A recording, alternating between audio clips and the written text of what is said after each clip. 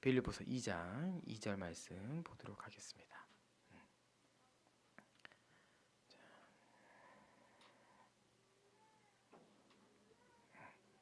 우리 한 절이기 때문에 우리 함께 읽도록 하겠습니다. 시작. 마음을 같이하여 같은 사랑을 가지고 뜻을 합하여 한 마음을 품어. 아멘. 네. 사모님 그 뒤에 프린트 보면은 프린트가 되어 있거든요. 예예. 그거 좀 나눠주시면은 예, 2장씩입니다.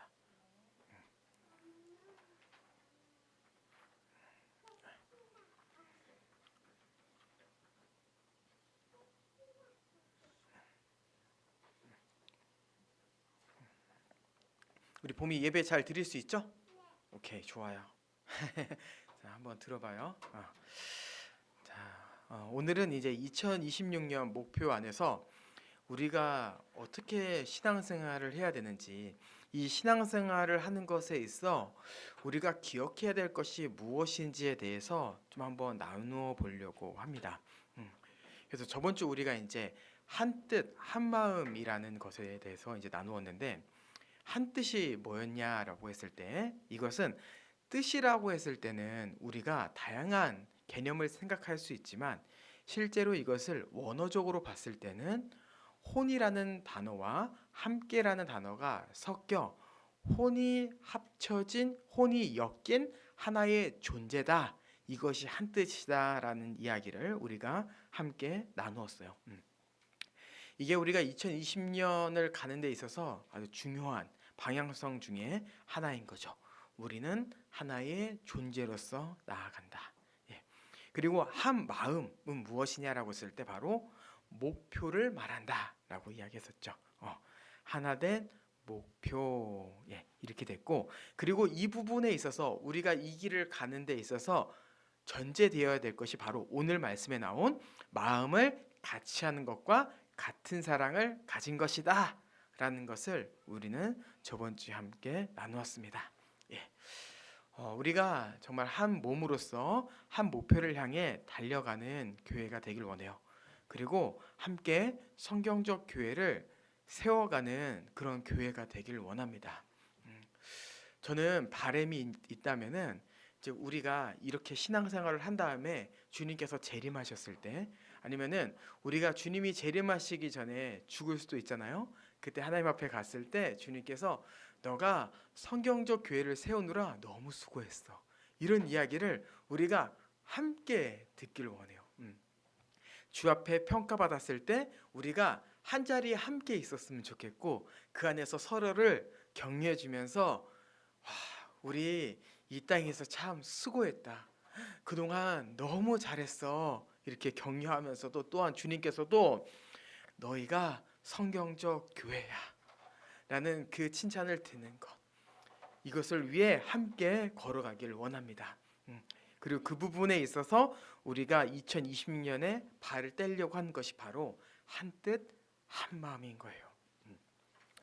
이 과정에 있어서 우리가 기억해야 될 것을 좀 나누고자 하는데, 그 부분에 있어서 오늘 우리가 기억해야 될 것은 바로 교회의 유기체성과 조직체성입니다. 네.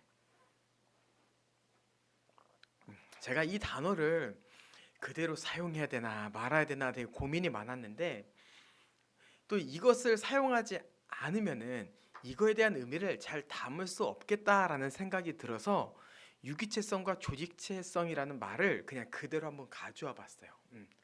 우선 한번 좀 개념에 대해서 좀 생각을 해보도록 할게요. 교회에는 이제 유기체성과 조직체성이 다 있는데, 이것을 어떻게 이야기하면 좋냐면은 교회는 유기체적이면서도 조직체적이야. 교회는 조직체적이면서도 유기체적이야라고 말하는 것이 굉장히 중요합니다. 제가 처음에 이런 이야기를 왜 하냐면은 교회는 유기체적이야, 교회는 조직체적이야라고 말을 하는 순간 이 두 개가 분리되어 있는 개념처럼 느껴지더라고요.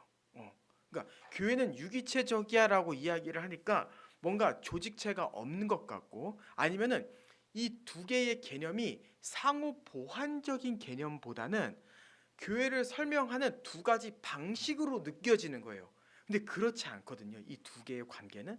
그래서 먼저 개념을 이해하기 전에 교회를 설명할 때는 교회는 유기체적이면서도 조직체적이다.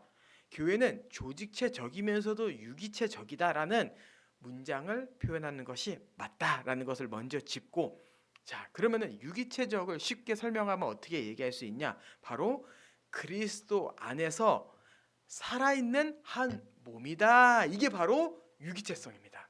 음. 살아있는 몸. 근데 어디서 살아났어요? 그리스도 안에서 살아있는 몸이다 라고 하는 거예요. 그래서 교회는요, 개인의 집합체가 아닌 유기적으로 연결된 한 몸임을 우리는 항상 가지고 있어야 돼요. 이것이 교회를 이해하는데 아주 중요한 개념이고, 자, 조직체성은 무엇이냐라고 했을 때 조직체성을 쉽게 설명하면은 딱 이렇게 이야기할 수 있어요. 교회의 직분, 이렇게 딱 설명할 수 있습니다. 이게 교회의 조직체성을 이해하는데 가장 좋은 개념이라고 생각해요. 직분.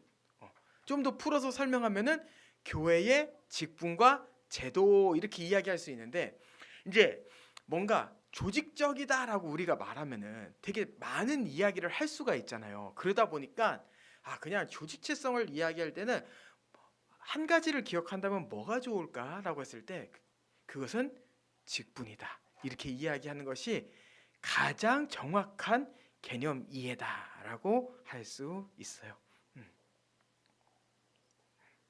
그래서 하나님은 이 교회 안에 직분자를 세우심으로 교회를 질서 있게 운영하시고 한 조직으로 세우셨죠.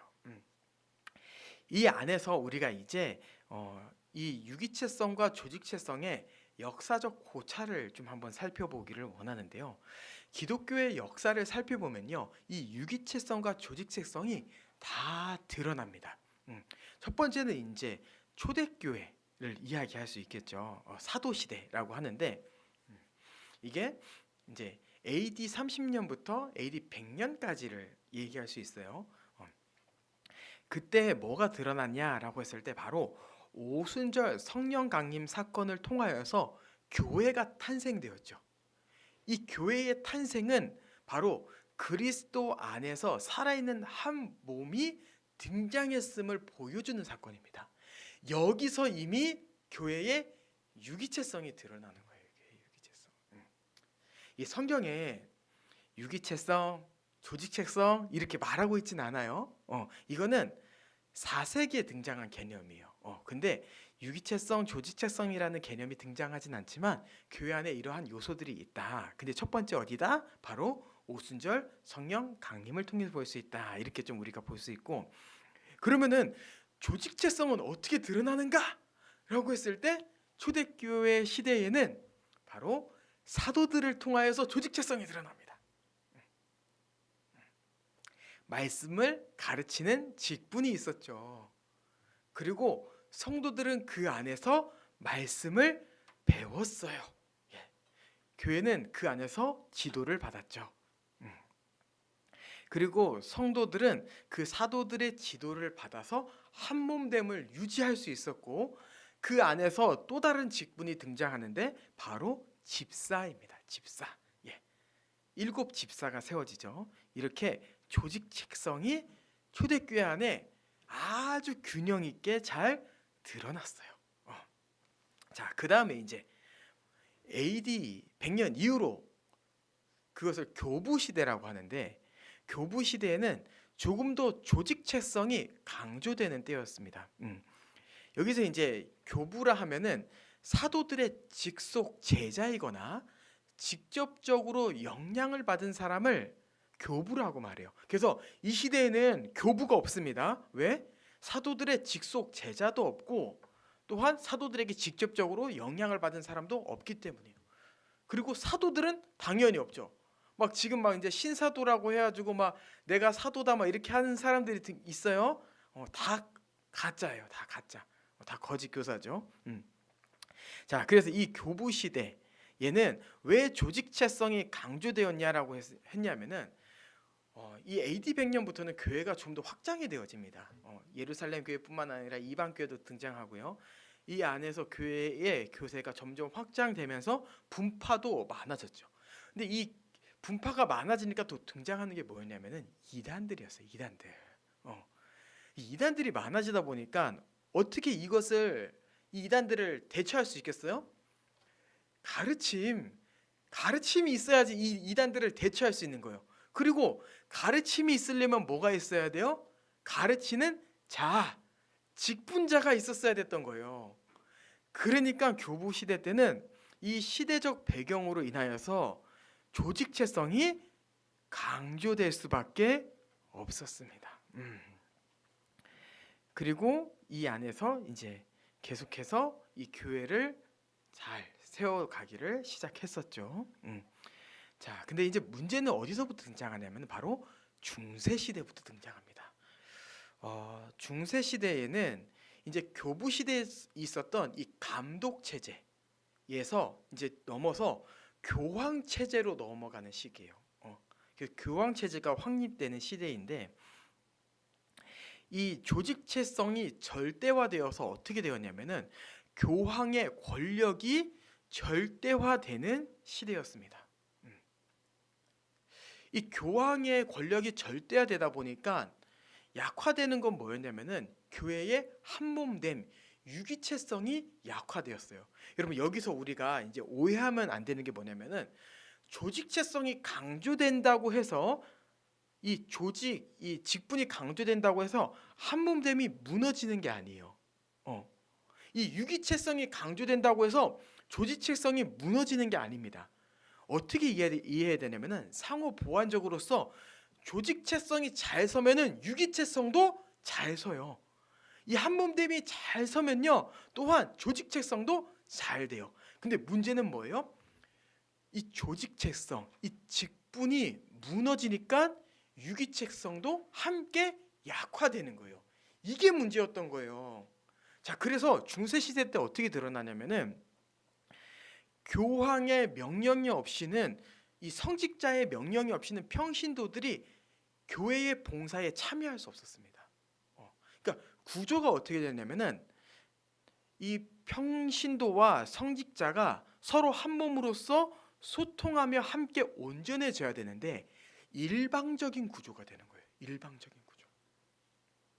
성직자는 평신도들에게 일방적으로 명령하기 시작했고 평신도들은 성직자들이 말하지 않으면은 움직일 수 없는 정체된 공동체가 된 겁니다. 그러니까 서로 소통하는 관계가 아니라 위에서 내리는 일방적인 구조가 되다 보니까 교회가 그 안에서 온전함을 절대로 누릴 수 없었어요. 이게 바로 중세 시대의 모습이었습니다. 자, 그리고 이 다음에 이제 뭐가 등장하냐? 바로 이 다음에 종교개혁 시대가 등장하는 거예요, 여러분. 종교개혁 시대가. 종교개혁 시대에 종교개혁가들은 이렇게 외쳤습니다. 오직 성경을 외쳤어요. 여러분 기억하십시오. 교회의 절대적인 권위는 성직자가 아니라 말씀입니다. 라는 것을 외치기 시작한 거죠. 그리고 오직 성경과 함께 주장되었던 게 뭐냐면 바로 만인 제사장주의였습니다. 만인 제사장주의. 이것을 통하여서 종교개혁가들이 했던 건 뭐예요? 조직체성을 회복하려고 했던 거예요. 이 오직 성경과 만인 제사장주의를 통해서. 그리고 이 종교개혁가들이 이 조직체성을 회복하려고 하면서 뭐를 동시에 회복하려고 했던 거예요? 유기체성을 회복하려고 했던 겁니다. 그래서 종교개혁가들이 외친 게 뭐예요? 성도들도 성경을 연구해야 됩니다. 평신도들도 성경을 봐야 됩니다. 이렇게 주장했던 거예요. 그리고 그 로마 카톨릭, 이 부패한 이 카톨릭에서 주장했던 게 뭐냐면은 여러분들 사제가 없이는 절대로 주 앞에 나아갈 수 없습니다. 이렇게 얘기했어요. 그냥 완전히 무너져 버린 거예요, 교회가. 근데 그것 가운데서 이제 만인 제사장주의를 말하니까 어떻게 되는 거예요? 여러분은 제사장으로서 하나님의 백성이며 예수 그리스도의 보혈로 하나님 앞에 나아갈 수 있는 존재들입니다라고 이야기를 한 거예요. 그러면서 다시 이 유기체성이 회복되기 시작한 거죠. 그러니까 이 종교 개혁이 진짜 엄청난 교회의 회복을 불러일으켰습니다. 그래서 직분도 회복하고 그 다음에 한몸됨도 회복하려고 했던 것, 이러한 것들이 이제 나오기 시작했죠. 그러니까 이 자연스럽게 이제 조직체성이 살아나니까 유기체성도 살아나고 교회가 한 몸 안에서 이제 올바른 직분자들을 통하여서 하나하나 성경적으로 개혁되기 시작한 거예요. 이것이 바로 우리가 말하는 성경적 교회예요. 우리가 성경적 교회라고 말할 때 뭐를 얘기하는 거예요? 성경으로 돌아가자. 성경의 원리 안에서 우리가 교회를 세워가자 이거잖아요. 그게 뭐예요? 교회가 한 몸으로 살아가며 또한 이 한 몸을 잘 세우기 위해 우리가 직분자를 잘 세우자. 그 제도를 인정하자. 이거 아닙니까? 우리가 이것을 바라보는 겁니다. 근데 우리가 이것을 그냥 세워가면 되는데 이 상황이 쉽지가 않습니다. 왜 그러냐면은 지금 그 다음 시대, 이 현대 시대에는요, 이 조직체성과 유기체성이 균형 잡혀 있지 않기 때문이에요. 이 중세 시대 때는 과도한 조직체성의 강조였다면은 이 현대 시대는 과도한 유기체성의 강조를 말하고 있습니다. 이 과도한 유기체성을 강조하다 보니까 어떻게 되었냐면은 가르침이 사라졌어요. 가르침. 그러니까 직분을 무시하다 보니까 가르침이 사라졌고, 가르침이 약화되다 보니까 교리의 가르침이 약화됩니다. 자연스럽게. 그래서 교회들이요, 교리를 안 가르쳐요. 교회들이요, 성경을 안 가르칩니다. 그리고 그 자리에 뭐가 들어왔어요? 아우, 여러분 잘했어요. 잘했어. 여러분 주님께서 위로하실 거예요. 아니, 내가 여러분의 마음을 잘 알아줄게요. 그러니까 한 몸이라는 이 공동체성은 너무나 강조하는데 이 질서에 대해서 무시하게 되면서 우리가 무엇을 붙잡고 이 교회를 세워야 되는지에 대한 말씀이 사라졌어요. 그리고 이제 개인적인 구원관에 집중하게 돼 있죠. 그래서 조직체성의 교회를 이야기하지 않습니다. 그러니까 말하는 게 뭐예요? 나 교회 안 나가도 돼요. 뭐 목사님 뭐 없어도 돼요. 우리끼리 말씀 나누면 돼요. 그럼 이게 다 이 조직체성을 무시하는 이 시대적 안에서 나오는 모습인 거예요. 이제 여러분 좀 시대가 이해가 되지 않습니까? 그래서 교회들이 이렇게 되었구나. 교회가 공동체성만 강조하다 보니까 자연스럽게 교회의 하나의 부분인 이 조직체성을 무시하게 되었구나. 이게 우리가 이제 시대가 보이는 거예요. 자, 그리고 이 안에서 이제 뭐가 나오는 거예요? 뭐 가정교회라는 개념이 나오게 되는 거죠. 가정교회. 이 가정교회, 저도 가정교회는 솔직히 잘 모릅니다. 경험해 본 적은 없는데 이게 어떤 거냐면은 기존 교회의 질서를 무시하고 가정 중심의 신앙 공동체를 세우는 것을 가정교회라고 한다고 하더라고요. 그래서 가정교회가 제가 아는 것보다 훨씬 더 이 교계가 크다고 해요. 이것에 영향을 받고 하려고 하는 사람들이 많다고 하는데 이것 또한 조직체성을 무시하는 하나의 방향이다라고 볼 수 있고요. 또 하나 볼 수 있는 게 이제 셀처치입니다. 셀처치. 셀 모임에 집중하는 교회인데 셀 모임, 이 셀처치 너무나 많아요. 우리 주변에. 특히 대형 교회들은 정말 많습니다. 그러니까 이 교회가 크다 보니까 이것을 한 명 한 명 케어할 수 없어서 셀로 나눠서 케어를 하자 해서 셀처치가 등장하게 됐죠. 이것을 하는 의도는 너무나 좋을 수 있는데 문제는 뭐냐면은 이 셀처치를 강조함을 통하여서 조직체성이 무너질 수 있다는 걸 생각해야 돼요. 조직체성이 무시한다는 게 뭐냐? 목사도 있고 집사도 있어요. 근데 교회가 함께 한 사명을 갖고 걸어가는 이 방향성을 잃어버릴 수 있다는 것을 우리가 좀 이해해야 돼요. 하나의 목표를 향해 함께 달려가는 이 조직체성이 사라질 수 있다라고 하는 것. 이게 셀처치의 어려움이죠. 그리고 또 뭡니까? 온라인 교회. 온라인 교회도 조직체성이 완전 없는 모습인 거죠. 가르치는 목사가 있지만 누가 온라인 교회를 다니면서 저 목사님이 우리 담임 목사님이야 라고 말하는 사람이 누가 있을까요? 이렇게 얘기할 수는 있겠죠. 아, 나 온라인 교회 다녀, 이렇게 얘기할 수는 있을 것 같아요. 근데 온라인 교회의 그 목사님이 우리 담임 목사님이야, 이렇게 말하기는 쉽지 않을 것 같아요. 왜? 그분은 매주 온라인으로 말씀을 전하시지만 실제로 직접적으로 만나 교제하는 것도 없고 1대1로 목양 케어하는 것도 없잖아요. 그러니까 온라인 교회가 완전히 조직성이 없으며 이 한몸됨을 누리기에는 유기체성을 띈다고 하지만 유기체성도 완전히 무너진 모습을 보여주는 게 온라인 교회인 거죠. 이러한 것이 이제 이 역사 안에 나오기 시작했습니다. 자, 우리는 이러한 것 안에서 이제 이 관계를 잘 이해해야 되는데, 그래서 제가 이제 아까 이야기했던 것이 뭐다? 교회는 유기체적이야, 교회는 조직체적이야, 이렇게 말하지 않고 교회는 유기체적이면서도 조직체적이야, 교회는 조직체적이면서도 유기체적이야 라는 말을 우리는 꼭 사용하자 라고 이해했으면 좋겠고, 그리고 이 부분에 대해서 이것이 절대로 분리될 수 없는 개념인 게 뭐냐면은, 유기체성은 교회의 본질이라면, 좀 더 쉬운 말로 교회의 한몸됨은요 교회의 본질입니다. 다른 말로 좀 해볼게요. 성도의 교제는요 교회의 본질입니다. 근데 이 유기체성을 담은 형식이 바로 조직체성인 거예요. 그래서 이 두 개가 동시에 있을 때 이 교회를 잘 보여줄 수 있어요. 이 교회를 하나님은요 이 교회를 한 몸으로 세우시고 이 직분을 통해서, 제도를 통하여서 교회를 잘 세우기를 원하신다는 것을 우리는 반드시 기억했으면 좋겠습니다. 자, 그러면은 이러한 것을 우리는 어떻게 성경 안에서 이해하고 어떻게 이 성경 안에서 우리가 이 교회를 잘 세울 수 있을 것인가, 이 부분에 대해서 좀 한번 이야기를 해보려고 하는데, 이것을 좀 세 부분으로 좀 이해를 해보죠. 첫 번째, 삼위일체. 두 번째, 타락. 세 번째, 예수 그리스도의 성취.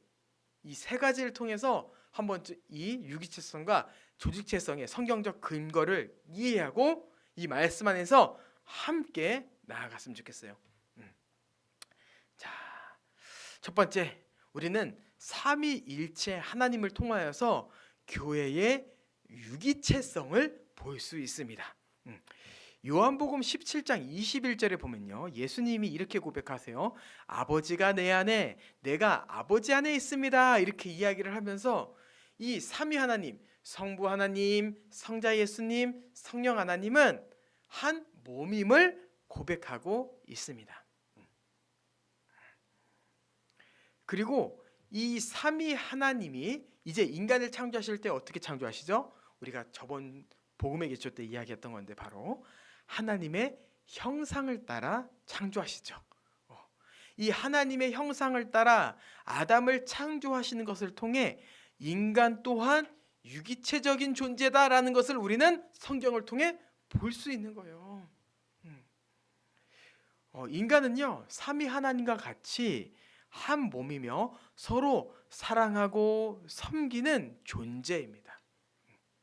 그래서 우리가 계속 이런 이야기를 하죠. 예수 그리스도를 통해 우리의 상태가 회복되었습니다. 우리가 원래 한 몸이었고 우리는 원래 사랑하며 섬기는 것을 좋아합니다. 우리는 사랑하며 섬길 때 우리의 존재에 맞게 살아가는 자들입니다. 이런 이야기를 우리가 계속하지 않습니까? 이것의 모든 시작은 어디다? 바로 삼위 하나님이다 라고 하는 거예요. 삼위 하나님. 그래서 우리가 열심히 교제하는 게 참 중요해요. 우리가 한 몸으로서 살아가는 게 너무나 중요합니다. 네. 이 한 몸됨이 이 땅을 살아가는 이 지상교회의 모습을 보여줄 뿐만 아니라 이 하나님 나라의 공동체, 천상교회의 모습도 보여준다는 것을 우리가 명심했으면 좋겠어요. 우리가 자꾸 올라가야 되는데 여러분 이렇게 할 필요 없어요. 물론 우리는 영원한 나라를 꿈꾸지만 하나님께서 이 땅 가운데서 유기체적인 한 몸 교회를 허락하셨음을 기억하며 이 교회를 잘 세워야 됩니다. 자, 그러면은 성경의 조직체성은 어디서 볼 수 있냐라고 했을 때 바로 인간의 타락을 통해서 볼 수 있습니다. 여러분, 인간은요 본래 사랑하는 존재고 본래 섬기는 존재이기 때문에 조직체성이라는 게 필요하지 않습니다. 그냥 하나님의 말씀에 순종하며 잘 살면 됐었어요. 근데 왜 이 직분, 제도라는 게 필요하게 됐냐라고 했을 때 이 타락으로 인하여서 인간이 부패했기 때문이요. 그리고 그 부패로 인하여서 어떻게 했어요? 조직체성이 깨어져 버렸어요. 질서가 무너져 버렸어요. 질서가 없이는 옳은 방향으로 갈 수 없는 개별적인 존재들이 되었어요. 그래서 이 부분에 있어서 하나님께서 가장 먼저 하신 게 뭐예요? 언약을 맺으신 거예요. 언약을 맺으신 것. 너가 이 언약 안에 함께 있었으면 좋겠어. 나와 함께 묶였으면 좋겠어. 이 언약이란 단어를 풀면은 묵다라는 단어거든요. 묵다. 그래서 제가 이제 예전에 그 언약에 대해서 여러분에게 설명하면서 이야기했던 게 약정이라고 얘기해요. 약정. 그래서 너가 나랑 묶여 있어야 돼. 이렇게 이야기하면서 묶음과 동시에 우리 하나님 나라 백성에게 무엇을 주셨어요? 직분이라는 것을 주셨어요. 구약에서는 그것이 뭐로 드러납니까? 왕, 제사장, 선지자를 통해 드러납니다. 하나님께서 그냥 심심해서 중간에 이 대리 통치자를 주신 게 아니에요. 이 사람들을 제도 안에 넣음으로 인하여서 그 직분을 통하여 이 유기체성을 잘 누리도록 하기 위해서 직분을 주신 겁니다.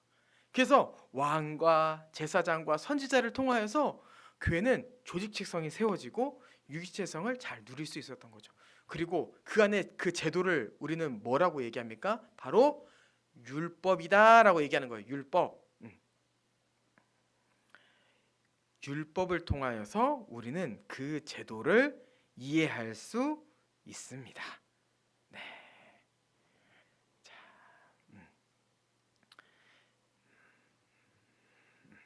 그리고 이제 이 안에서 예수 그리스도가 성취하시죠. 예수 그리스도께서 어떻게 성취하시죠? 바로 예수 그리스도의 그 십자가 죽으심과 부활하심을 통하여서 한 몸 된 교회를 세우셨어요. 이 교회의 온전한 모습이 예수 그리스도를 통하여 성취되었습니다. 여러분, 우리가 이 부분에 있어서 좀 제가 한번 좀 이야기하고 싶은 게 있는데, 이 교회의 한몸됨이라고 하는 것은 여러분 경험적 측면이 아닙니다. 우리가 경험을 했다고 해서 더 한몸됨이 유지되는 것이 아니고, 우리가 경험을 했다고 해서 우리가 한 몸으로 더 잘 사는 게 아닙니다. 이 한 몸, 이 유기체성은요 믿음의 영역이라는 것을 여러분 기억해야 돼요. 믿음이 있는 자가 한 몸됨을 이해하고요, 이 교회를 믿는 자가 한 몸으로 더 잘 살아갑니다. 그래서 우리가 경험은 하지 않았지만 계속해서 예수 그리스도의 십자가 복음을 믿으려고 하는 거고, 그 예수 그리스도의 십자가 복음을 통하여서 교회가 탄생했다는 것을 우리가 믿으려고 하는 거예요. 그것을 믿을 때 주님께서 우리를 한 몸으로 살게 하세요. 지혜를 주시고요, 힘을 주시고 능력을 주세요. 그래서 우리가 경험하지 않았지만 우리가 믿음 안에서 순종하려고 하고, 그 순종함 안에서 서로를 위해서 섬기고 사랑하고 희생하려고 하는 것, 이게 바로 한몸된 교회예요, 여러분. 네. 자, 그리고 주님께서는 이 한몸됨을 잘 유지시키기 위해서 어떠한 조직체성을 허락하셨죠? 바로 목사와 장로와 집사를 세우셨죠. 그리고 어떠한 제도가 있습니까? 바로 성례라는 제도가 있습니다. 세례와 성찬이라는 이 제도를 통하여 한몸됨을 더욱더 잘 누릴 수 있도록 형식을 주셨어요. 교회는요, 이 한몸됨을 유지하기 위해서 직분자들을 통해 잘 배워야 되고, 말씀 안에서 자발적으로 봉사함을 통해 온전한 교회를 세워가야 합니다. 이게 바로 교회예요. 이게 바로 교회. 네. 참 좋습니다. 자, 이제 교회적 적용으로 좀 한번 가보도록 할게요. 교회적 적용으로. 이게 중요한 이야기를 하려고 하면은 꼭 이렇게 아이들이 엄마를 콜을 해요. 네. 그냥 먼저 이야기를 하죠. 나중에 우리 식사하면서 또 나눌 기회가 있으니까. 자, 우리가 이 유기체성과 조직체성을 잘 담기 위해서 첫 번째 스텝으로 생각하는 게 무엇이냐라고 했을 때 바로 교회의 회원입니다. 교회의 회원. 교회의 회원은요, 교회의 조직체성만을 강조하는 것이 아닌 교회의 유기체성과 조직체성, 이 모든 것을 담고 있는 제도입니다. 우리는 이것을 정회원이라고 해요. 정회원. 왜 굳이 정회원이라고 하냐? 그냥 회원이라고 하면 되지라고 했을 때, 이 정이라는 말이 들어가는 순간 회원의 무게감이 실립니다. 정회원이라고? 이게 그만큼 혜택도 있지만 책임이라는 것도 존재하는구나라는 것을 보여주는 단어가 바로 정회원이에요. 그래서 회원에게는요, 항상 의무와 혜택이라는 것이 있습니다. 권리라는 것이 있어요. 우리는 이 교회 안에서 우리가 혜택을 누리면서도 또한 어떻게 해요? 우리의 의무를 감당해야 돼요. 그래서 좀 더 한번 이야기해 보면요, 교회가 유기체적이면서도 이 조직체성을 잘 지키기 위해서는 누가 교회인데 라는 것을 굉장히 잘 다뤄야 돼요. 그냥 누가 왔어요. 그래서 저 이제부터 이 교회 다닐게요 이렇게 이야기했단 말이에요. 근데 교회가 우리 교회 다닌다고요? 당신은 우리 교회의 정회원입니다. 이렇게 했다고 하세요. 뒤를 한번 가보죠. 이 사람이 나중에 신천지였으면 어떡하죠? 이 사람이 나중에 교회의 문제를 일으키고 교회의 질서를 무시하면 어떡하죠? 교회가 망하는 거예요. 그러니까 그러한 부분에서 우리는 그냥 교회를 방문했다고 해서 당신이 회원입니다 이렇게 이야기하는 것이 아니라 도대체 누가 회원인데 라는 것부터 우리가 시작해야 된다라고 하는 거죠. 누가 회원이냐. 그리고 이 회원은 어떻게 해야 되는 거예요? 내가 한 유기체적인 존재로서 이 한 몸을 위해 살아갈 것이며 이 교회의 질서를 지킬 것입니다. 이 질서에 순종할 것입니다. 라고 하는 자가 교회의 회원이 될 수 있어요. 그리고 본인이 이렇게 고백했다고 해서 되는 게 아닙니다. 우리는 조직체성을 중요하게 생각하죠. 그래서 그 정회원을 누가 결정하는 거예요? 그 회원 당사자가 결정하는 것이 아닌 직분자가 결정하는 거예요. 그래서 두 가지가 다 있어야 되는 거예요. 방문한 사람은 교회의 한몸됨을 믿으며 또한 질서에 순종할 것을 선언하고, 또한 교회의 직분자는 이 사람이 한 몸임을, 한 교회의 회원임을 결정하는 것, 이것이 교회 안에 다 있어야 됩니다. 이럴 때 우리가 교회를 지킬 수 있어요. 이 교회를 지킬 수 있다는 것은 단순히 교회의 간판을 지킨다라고 하는 의미가 아닌, 교회가 한 몸으로서 살아갈 수 있도록 회원을 보호하고, 또한 교회가 표지에 따라 교회를 세우며 사명을 감당하는 교회로 세운다라고 했을 때 교회를 지킬 수 있다 이렇게 얘기하는 거예요. 이 회원제가 잘 될 때요, 교회가 더욱더 교제가 풍성해지고요, 그 안에서 말씀이 선포되고 성례가 거룩하게 지켜지며 치리가 올바로 시행될 수 있는 거예요. 또한 어떻게 해요? 교회의 사명, 교회는요, 이 회원 제도가 잘 세워졌을 때 예배가 잘 드려질 수 있고요, 양육이 잘 될 수 있고, 또한 그 안에서 선교적 사명을 잘 감당할 수 있고, 또한 봉사를 잘 감당할 수 있어요. 다시 한번 돌아가서, 그런데 이 교회의 회원을 불분명하게 할 때 어떻게 됩니까? 회원이 말씀에 순종하지 않는 일이 벌어져요. 거룩하지 않는 자가 세례를 받고 거룩하지 않은 자가 성찬에 참여하는 일이 벌어집니다. 여러분, 그게 그리스도의 십자가 사역을 욕되게 하는 거예요. 그런 것들이 예수 그리스도의 십자가 사역을 가볍게 만드는 거예요. 나 예수 그리스도 안 믿고 그냥 교회만 다니는데 나보고 세례 받으라고 하네? 나는 아직까지 교회 한몸됨을 모르겠는데 이번에 성찬식에 참여하라고 하네? 예수 그리스도께서 그렇게 우리에게 이 한몸됨을 유지하라고, 이 하나님 나라의 안식을 누리라고 그렇게 성찬을 허락하시고 세례를 허락하셨습니까? 아니에요. 우리는 이 참된 이 교회의 기준을 기억하고 교회를 올바로 세우기 위해서 우리는 그래서 이 회원 제도를 잘 세우는 겁니다. 잘 세워야 되는 거예요.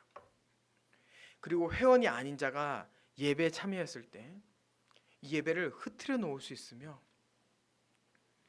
교회 회원이 아닌 자가 양육에 참여했을 때 목회자의 권위, 가르친 자의 권위를 완전히 무너뜨리고 목회자와 성도들 간에 이간질을 벌일 수 있어요. 그래서 제가 교회를 다니면서 여러한 경우를 봤는데요, 제 모교에서는 예배를 드리다가 어떤 사람이 갑자기 소리를 지르는 거예요. 나 안 들어! 목사 데려와! 하는 거예요. 그 사람은 그 교회에 처음 온 사람이었어요. 방문자였어요. 예배를 드리겠다고 온 사람인 줄 알고 교회에서 맞이하고 환대하고 자리에 앉혔죠. 근데 갑자기 설교 중간에 소리를 지르기 시작한 거예요. 어떻게 해야 돼요? 교회 회원들은 예배를 보호하기 위해 그 사람을 잡아서 내쫓았어요. 지금은 하나님을 예배하는 시간입니다. 우리 성도들이 예배에 집중할 수 있도록 보호받아야 됩니다. 회원이 아닌 당신이 이 교회에 와서 예배를 드릴 수는 있지만 예배를 방해하는 것은 용납하지 않습니다. 나가십시오. 이러한 일이 제 모교회에 있었어요. 그리고 가르침에도 마찬가지입니다. 양육에도 마찬가지예요. 어떠한 이 방문자 교육을 받던 사람이 목사님께 교육을 받더니 자기는 그 가르침에 인정할 수 없다는 거예요. 목사님이 가르친 내용에 동의할 수 없다는 거예요. 그러면은 자기가 원하는 교회로 옮기면 되잖아요. 솔직히 이 말도 웃겨요. 자기가 원하는 교회라는 이 워딩 자체도 이상합니다. 근데 어쨌든 마음에 안 들면은 교회를 옮기면 되잖아요. 근데 그 사람이 교회를 안 나가고 다른 성도에게 가서 목사님의 가르침이 이상하다고 소문을 퍼뜨리기 시작한 거예요. 그것을 반복적으로. 이렇게 되면 어떻게 되는 거예요? 교회의 조직체성이 완전히 무너지고요, 목회자의 권위가 무너지니까 교회의 유기체성인 한몸도 무너지는 거예요. 이 모든 것을 그래서 지탱하는 게 뭐다? 정예원 제도다. 정예원 제도. 이 부분이 되게 오해를 살 수 있고, 이 정예원이란 말 자체가 되게 우리한테는 낯선 개념이긴 하지만 이것은 어떠한 조직체성을 강조하기 위함도 아닌, 어떠한 분파주의를 만들기 위함도 아닌, 여러분들이 지금 기억해야 될 것은 교회의 유기체성과 조직체성을 균형 있게 잘 세우기 위한 하나의 좋은 제도라는 것을 기억했으면 좋겠습니다.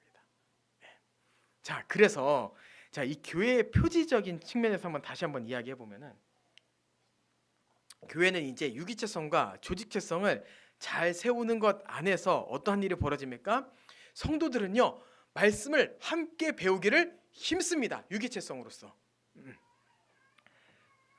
그리고 그 말씀 안에서 함께 교제하는 거예요. 이게 바로 교회의 첫 번째 표지, 말씀의 순수한 전파에 담긴 교회의 유기체성입니다. 그러면 조직체성은 뭐예요? 배운 말씀을 목회자를 통해서 점검받아야 되며 또한 목회자를 통하여서 배워야 돼요. 이것이 바로 말씀의 순수한 전파에 담긴 교회의 조직체성이에요. 자, 두 번째, 교회는요, 유기체로서 성례에 열심히 참여해야 돼요. 약간 이런 거 있잖아요. 제가 오늘은 좀 기분이 안 좋아서요. 도저히 이 성찬에 참여할 수 없을 것 같아요. 그럼 이게 되게 그 사람의 감정을 잘 맞춰주는 유기체성인 것 같지만 아니에요. 성찬에 참여하지 않는 게 유기체성을 무너뜨리는 거예요. 오히려 이 유기체성을 보호하려면 어떻게 해야 돼요? 성찬에 참여하기 전에 빨리 그리스도의 보혈로 회개해야죠. 주님, 내가 그 예배 오기 전에 이러한 죄를 졌는데 나의 죄 좀 용서해 주시옵소서. 그리고 내가 다시 성찬에 참여하여 예수 그리스도의 보혈의 은혜를 경험하겠습니다. 이게 유기체성을 지키는 거예요. 성도의 그 감정을 맞춰서 그래 오늘 마음 어렵지? 성찬 다음에 참여해. 이게 이상한 겁니다. 이게 이상한 교회. 이게 이상한 교회. 자, 그리고 어떻게 해야 돼요? 이 성례는요, 목회자의 집도 안에서 이루어져야 됩니다. 네. 목회자가 존재하지 않음에도 그냥 함부로 우리가 세례 주자, 우리끼리 성찬하자. 여러분, 이거는요 정말 위험한 거예요. 정말 위험한 거. 교회의 역사에 있어서 그렇게 했던 이 교파가 있어요. 제세례파가 교회의 조직체성을 완전히 무시하고 유기체성만 살리려고 했던 건데, 교회 완전 이 개신교 안에서 이단 정죄를 받았죠. 이단 정죄를 받고, 좀 역사에 있어서 슬프지만 그때는 이 종교라는 것이, 신앙이라는 것이 너무나 중요했던 시기이기 때문에 많은 제세례파 성도들이 사형을 당했습니다. 그러한 시대였어요. 그 시대 때는. 근데 어쨌든 그만큼 이 교회의 조직체성, 질서라는 게 굉장히 중요해요. 근데 조직체성과 유기체성이 잘 섰을 때 이제 성례의 은혜를 충만히 누리고 목회자가 교회 안에서 이 성례를 잘 집도하는 일들이 벌어지겠죠. 마지막 7위. 성도는 한 몸 안에서 거룩하게 살기를 힘써야 돼요. 거룩하게 살기를 힘써야 된다. 이것이 7위에 담긴 유기체성이고, 그리고 7위에 담긴 조직체성은 뭐예요? 바로 이 직분제도 안에서 순종해야 돼요. 이 교회의 7위에 순종하고 따르겠습니까? 라고 하는 것은 목회자의 권위를 인정하고 이 목회자가 성경적 원리 안에서 가르친다면 그거에 대해서 순종하며 따라갈 의사가 있습니까? 라는 거거든요. 이것이 교회 안에서 나타나야 됩니다. 그게 바로 참된 교회예요. 그러면 제가 지금 교회의 이 표지를 통하여서 유기체성과 조직체성을 설명했지만, 실제로 교회의 모든 요소는요 다 유기체성과 조직체성을 담고 있어요. 봉사, 교제, 예배, 선교 다 마찬가지입니다. 직분이라고 해서 조직체성만 있고 교제라고 해서 유기체성만 있는 게 아니라 이 모든 것은 항상 유기체성과 조직체성을 담고 있다는 것을 기억하고, 우리가 한 몸으로서 이 교회의 조직, 이 직분과 제도를 인정하고 함께 교회를 아름답게 세워가는